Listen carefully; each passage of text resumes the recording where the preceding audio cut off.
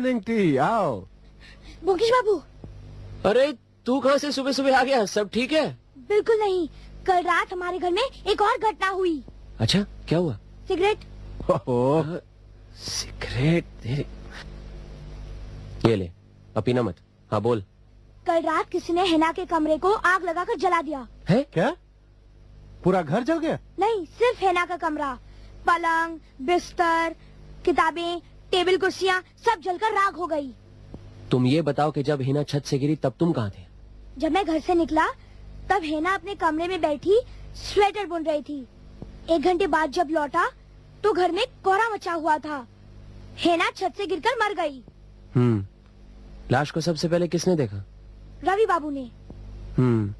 तुम जब बाहर गए घर से तो हॉल में कौन था? उदय बाबू थे। और जब तुम वापस आए तो सभी घर में थे? सभी घर में थे, सिर्फ मौसा जी नहीं थे। अच्छा, हिना की कोई चिट्ठी वगैरह आती थी घर में? डाकिया से चिट्ठियाँ तो मैं ही लेता हूँ, मगर आज तक हिना की कोई चिट्ठी नहीं आई। बाहर उसके साथ किसी के संबंध थे, जानते हो? हाँ, हिना के आने के 10-12 दिन बाद ही की बात है। एक दिन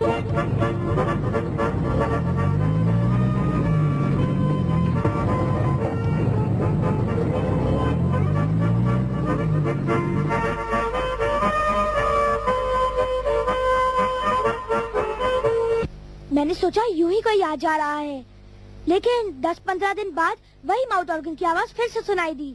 मैं सतर्क हो गया और दौड़कर नीचे जाकर देखा कि बात क्या है।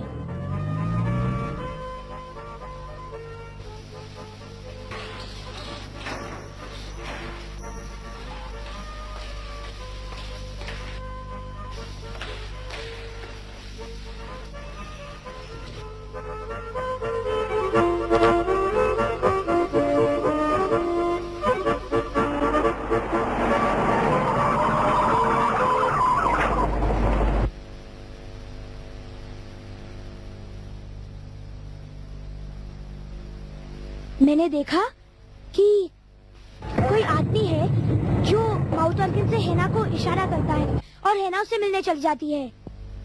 कब लौटती है? करीबन 1 घंटे बाद। अच्छा, तो कहाँ जाती थी सुबह, मालूम है?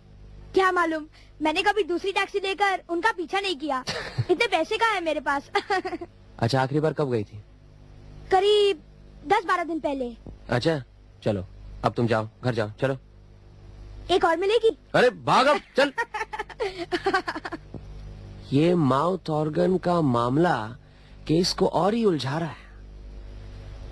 लेकिन एक बात साफ है कि हिना इस शहर में अकेली नहीं थी, और दूसरी बात, उसकी मौत महज दुर्घटना नहीं है बल्कि उसकी हत्या हुई है। अब सवाल ये उठता है कि ये जलमग्न मैनाक कौन है? वही जिसने हिना के कमरे में आग लगाई है।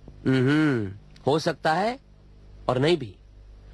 उसकी हत्या हुई है, उसकी वजह हम नहीं जानते, लेकिन जिसने भी उसके कमरे में आग लगाई है उसका उद्देश्य मैं समझ गया हूं।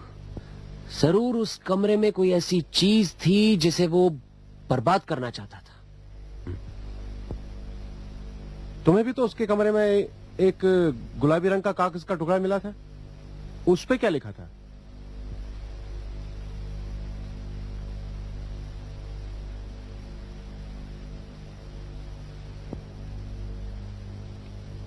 देखो, ये कविता सही है कि नहीं? तीर की तरह चुभ गई है मन में तुम्हारी मद भरी हंसी की एक झलक, बिन कारण दे सकती है सजा तुम्हारे रसीले होठों की ललक। कैसी है? ठीक ही है, पुरानी किस्म की कविता लगती है। लेखक कौन है? अरे उस घर में एक ही तो कवि है, जुगल। आइए इंस्पेक्टर। हेलो अजीत। ओ, अच्छा हुआ तुम घर पर ही हो। ये सबों के बयानातों की कॉपी है, पर तुम्हारे किसी काम की नहीं है। आपको आग की खबर मिली? हाँ, लेकिन वो भी एक दुर्घटना है। किसी ने जानबूझकर आग लगाई हो इसका कोई प्रमाण नहीं। इसका मतलब संतोष बाबू ने जो मुझे काम सौंपा है उसकी तो छुट्टी है। उनके परिवार के हितों की रक्षा की जरूरत ही नहीं। हाँ, उनसे कह देना कि पुलिस को उनके परिवार पर कोई शक नहीं। वैसे आग लगने की खबर मिलने पर मैं संतोष समझदार के घर गया था। मैंने उन्हें वो तस्वीर भी दिखाई। उन्होंने कहा कि ये तस्वीर हेना की माँ की ही है। अच्छा। पोस्टमार्टम की जो रिपोर्ट है वो क्या कहती है? रीढ़ की हड्डी टूटकर भीतर धंस गई थी और अचानक मौत की यही वजह थी। मौत 5:30 से 6 बजे के बीच हुई है। अच्छा, मैं चलता हूँ, ये रिपोर्ट देने ही आया था। अच्छा, आइए।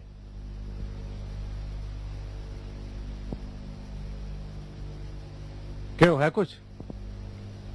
अजीत, हाँ? एक काम करो, इसे तुम ही पढ़ो। देखो कोई खास बात है नहीं। मैं जरा होकर आता हूँ। आइए आइए, क्या खबर है? बस। आज आपके साथी नहीं आए? नहीं, उसे आपके यहाँ भेजा है किसी काम से।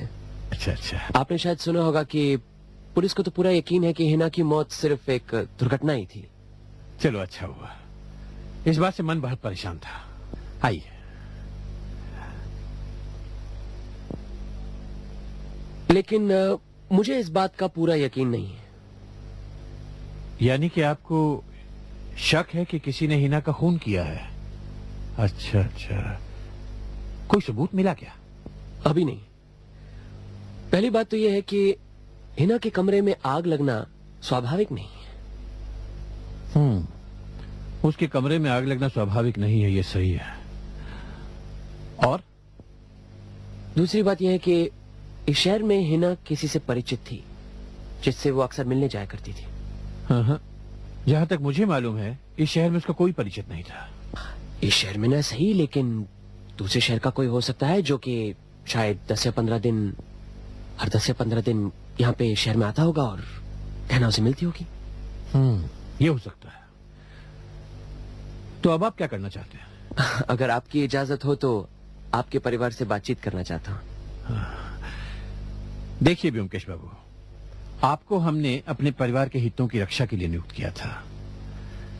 मैं समझता हूं कि जब पुलिस ने इसे दुर्घटना मान लिया है तो आपकी जिम्मेदारी वैसे ही खत्म हो जाती है। अलबत्ता आपकी फीस आपको जरूर मिलेगी।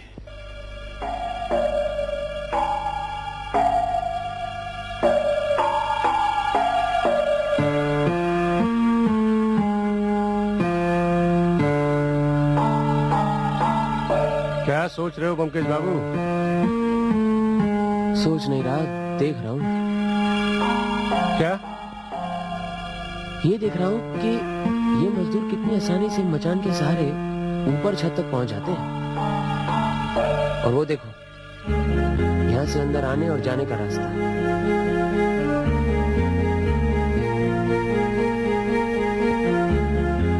मतलब ये कि कोई भी आदमी इस रास्ते से आकर इस मचान के सहारे छत के ऊपर जा सकता है और फिर आराम से वहीं से उतरकर यहाँ से बाहर जा सकता है, किसी को पता भी नहीं चलेगा। शाबाश, बड़े समझदार हो गए हो। चलो अंदर चलो।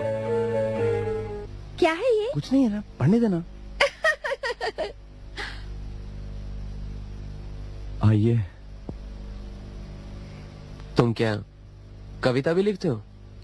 कभी कभी यूं ही लिख लिया करता हूँ। अच्छा, ये तुमने लिखी थी? जी।